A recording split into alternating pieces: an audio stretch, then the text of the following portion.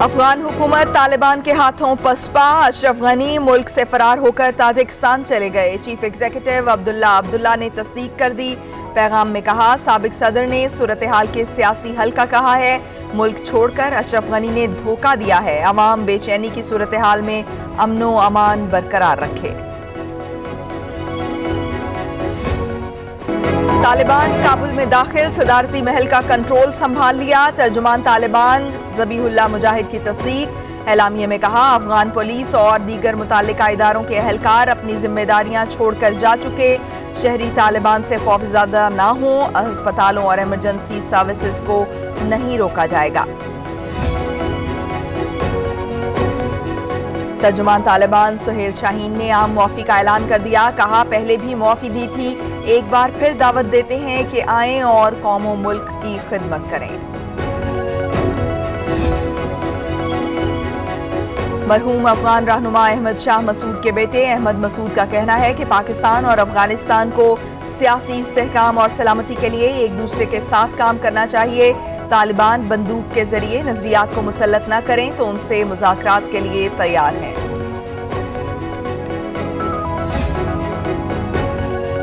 امریکی عملے اور مشن کو طالبان سے کوئی خطرہ لاحق ہوا تو امریکہ سخت جواب دے گا۔ امریکی صدر جو بائیڈن نے طالبان کو خبردار کر دیا، کہتے ہیں افغانستان میں موجود امریکی عملوں اور امریکی اتحادیوں کو کوئی نقصان نہ پہنچایا جائے۔ بھیجے گئے امریکی فوجیوں کی تعداد 3000 کی بجائے 5000 کر دی گئی۔ حکومت کا افغان صورتحال پر قومی سلامتی اجلاس بلانے کا فیصلہ۔ طالبان کی پیش قدمی، افغانستان کی مجموعی صورتحال پر مشاورت ہوگی۔ عسکری حکام سمیت کابینہ اراکین خطے کی صورتحال پر پالیسی وضع کریں گے۔ وزیر خارجہ شاہ محمود قریشی اور برطانوی وزیر خارجہ ڈومنک راب کا ٹیلی فونک رابطہ۔ دونوں وزرائے خارجہ نے افغانستان کی تیزی سے بدلتی ہوئی صورتحال اور آگے بڑھنے سے متعلق امور پر تبادلہ خیال کیا۔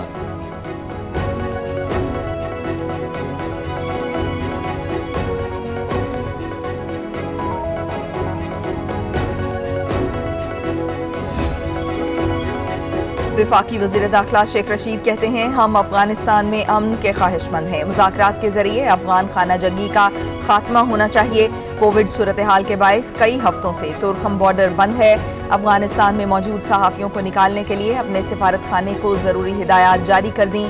محرم الحرام کے دوران ملک میں امن و امان کی صورتحال کو یقینی بنایا جائے گا۔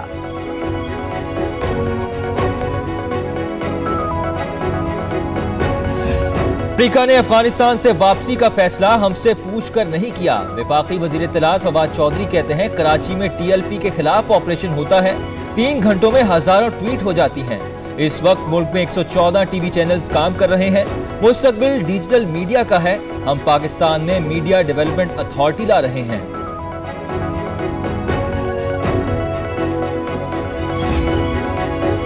مسلم لیگ نون نے میڈیا ڈیولپمنٹ اتھارٹی مسترد کر دی۔ ترجمان مسلم لیگ نون مریم اورنگزیب نے کہا کہ سلیکٹڈ ٹولے کی اس اتھارٹی کو مسترد کرتے ہیں۔ یہ اتھارٹی عوام کو آئین میں دیے گئے اظہار رائے کی آزادی سلب کرنے کی کوشش ہے۔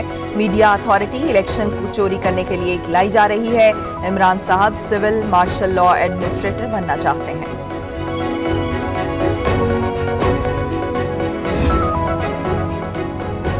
وزیراعظم عمران خان ملک بھر میں یکساں تعلیمی نصاب کا اعلان کریں گے۔ پنجاب، کے پی، گلگت بلتستان میں نصاب کا نفاذ ہو چکا۔ وزیر تعلیم شفقت محمود کی پریس کانفرنس، کہا یکساں تعلیمی نصاب کے ہونے سے ملک میں تفریق ختم ہو جائے گی۔ پاکستان اور ترکی کی تاریخ برادرانہ تعلقات ہیں، مسلم امہ کے مسائل کے حل کے لیے مشترکہ کاوشیں جاری رکھیں گے۔ پاک ترک صدر کا استنبول میں تقریب سے خطاب، دونوں ملکوں کے درمیان بحری جہاز تیار کرنے کا معاہدہ طے پا گیا۔ کراچی میں منی ٹرک دھماکے کی وجوہات کا اب تک پتہ نہ چلایا جا سکا، نہ ہی مقدمہ درج ہو سکا۔ دھماکے میں 13 افراد جاں بحق، 7 زخمی، 7 خواتین اور 6 بچے بھی شامل۔ خاندان منی ٹرک پر شادی میں شرکت کے لیے آیا تھا۔ متاثرہ فیملی کا تعلق سوات سے تھا۔ وفاقی وزیر داخلہ شیخ رشید اور وزیر اعلی سندھ نے واقعے کا نوٹس لیتے ہوئے حکام سے رپورٹ طلب کر دی۔ पाकिस्तान पीपल्स पार्टी के चेयरमैन बिलावल भुट्टो जरदारी ने कहा है कि कराची में अमन व अमान को सबूताज नहीं होने देंगे। गुज़श्ता रात दस्ती बम हमले में होने वाले जानी नुकसान की शदीद मजम्मत करते हैं। मासूम शहरियों को निशाना बनाना बदतरीन बर्बरियत है। वाक़े में मुलव्वस मुजरिमान को जल्द कानून की गिरफ्त में लाया जाएगा।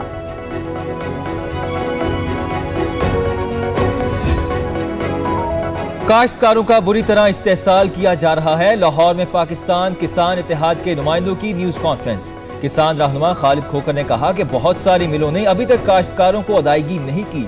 हम चाहते हैं कि वजन में किसी किस्म की कटौती ना हो। इमरान साहब के मशकूर हैं कि तरमीम शुदा एक्ट पास हो गया। मुसाबकती कमीशन के फैसले को सराहते हैं।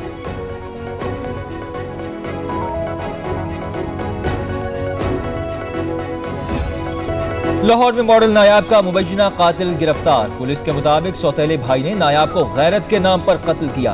मुलजिम ने तकरार के बाद बहन को कत्ल करने का भी इतराफ कर दिया। पुलिस का कहना है कि वारदात से मिलने वाले शवाहिद के जरिए कातिल तक पहुंचे।